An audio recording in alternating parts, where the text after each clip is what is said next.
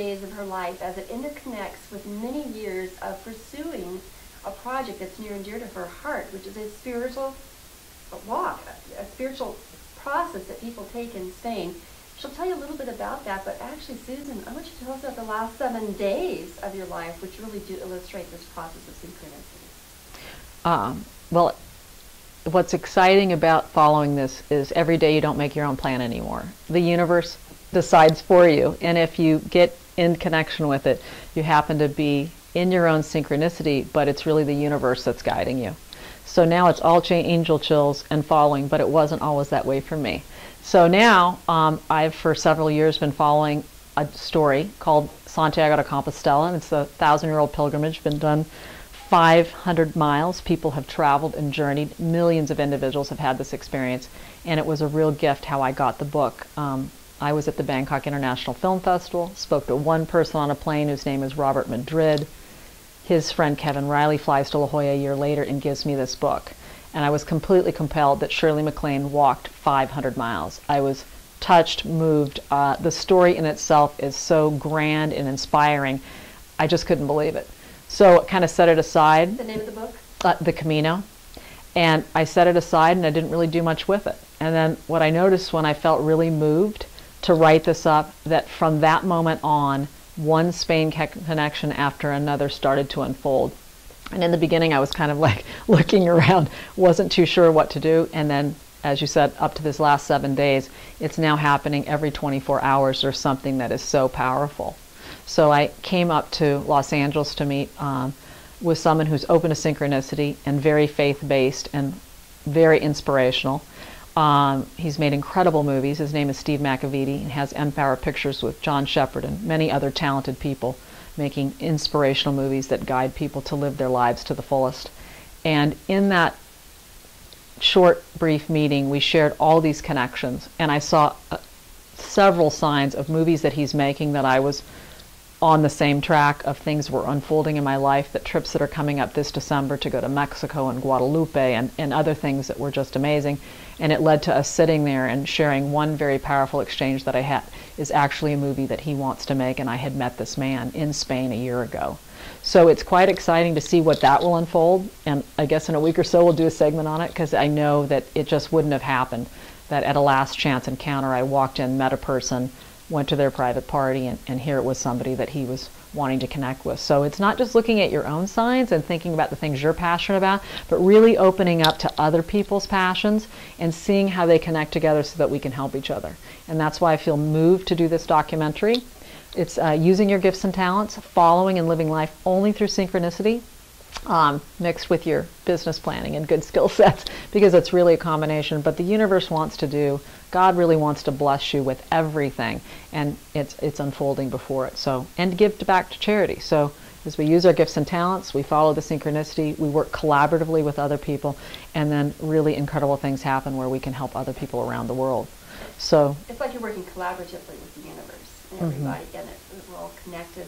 Yeah. So now, this director or this producer, he gave you something, is that correct? Yeah, he gave me a book, and it was very inspirational to calm down and to be guided and to be at peace and to let all this unfold, because it's so exciting. It's kind of like having a pot of coffee like constantly all day long, because you're getting bombarded by the signs that are meant for you. And everywhere you go, you're starting to see this connection, that connection, and then how do you follow this all up and do something with it?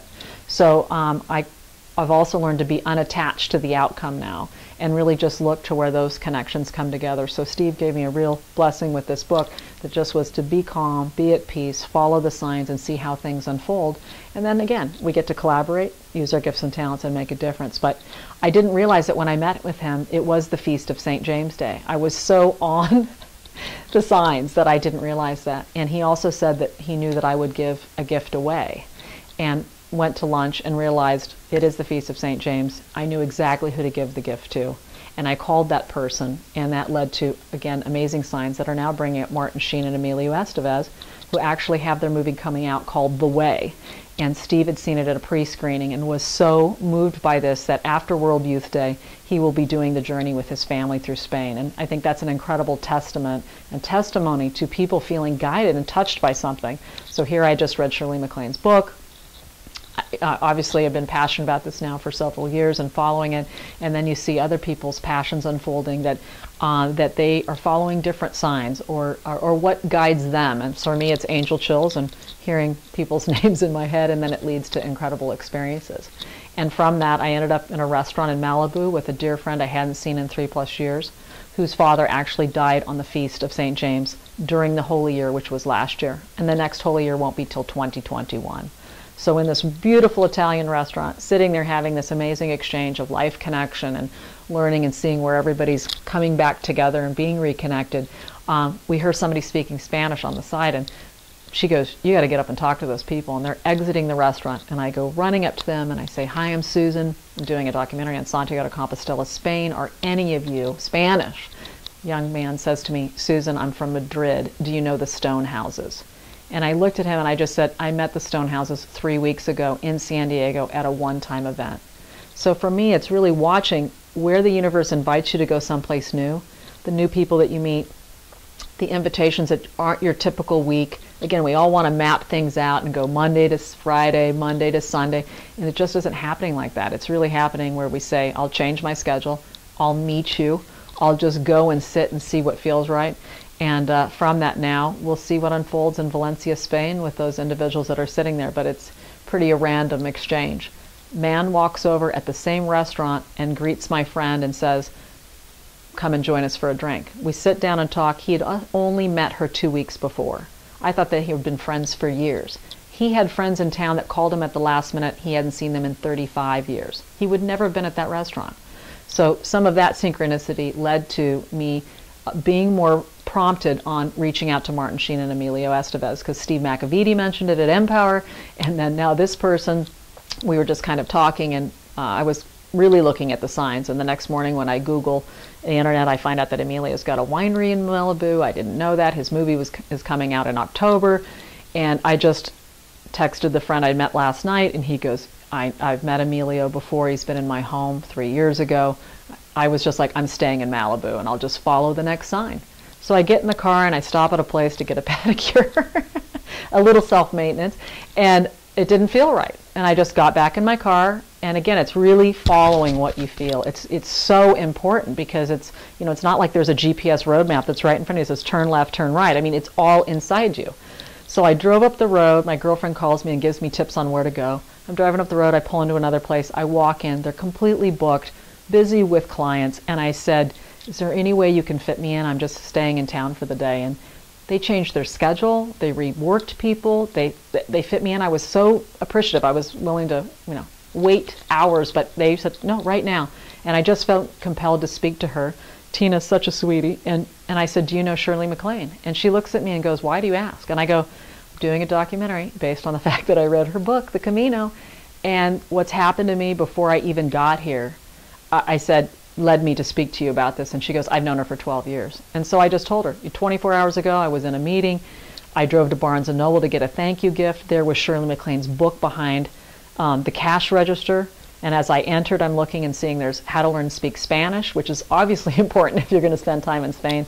I look to the right, and there's a beautiful picture book called Sacred Pilgrimages to Santiago de Compostela. And I'm like, this is amazing. This is not a term that people in America are that familiar with. And I look to the right, and there's another beautiful book, The History of Christianity for 2,000 Years. I was like, have to have it, have to have it, have to have it. And so when I drove it up and delivered it to my friends, I was just like, this is amazing that this is all clicking, and that Shirley's book was behind the counter. I was like, didn't even know she had a new book coming out. So when I said that to Tina, and who was so sweet to make me feel good, I heard Giovanni come in, hairstylist, and I'm like, I need to speak to him. He mentions Barcelona, Spain. I talked to him. He's been doing Shirley's hair for forever. I said, please, if you're open, I will email you this information if you feel guided to share it. I'm very grateful, because I think the universe wants people to connect. And I was leaving. The salon owner, I just thanked him for changing everything to include me that day to help me feel good.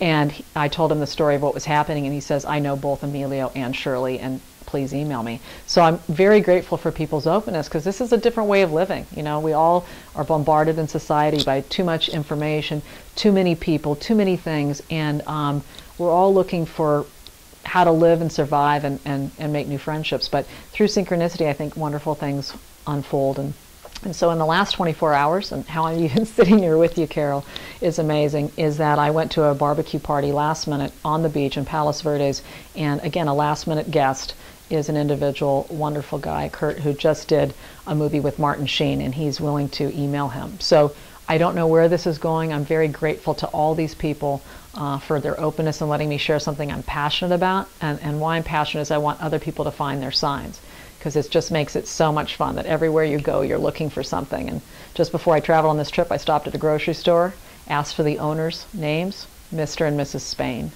Last year, my travel agent's name, Jessica Spain.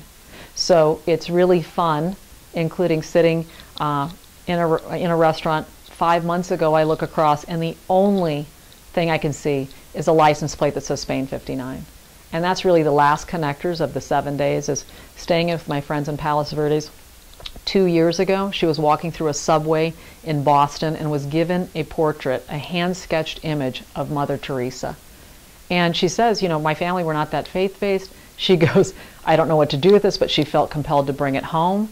And this was shocking to them, because this man just approached her, and it's completely framed in wood, had a beautiful letter with his name and address. I cannot wait to write him, and a prayer from Mother Teresa, because he had met her in person. And that was what was given to me the morning. They said, we know this has been in our garage for 2 years for you. And that, right after there, I went to Barnes & Noble. There were the 3 books, Shirley's book. Then I went on to the dinner. There were the people the next morning.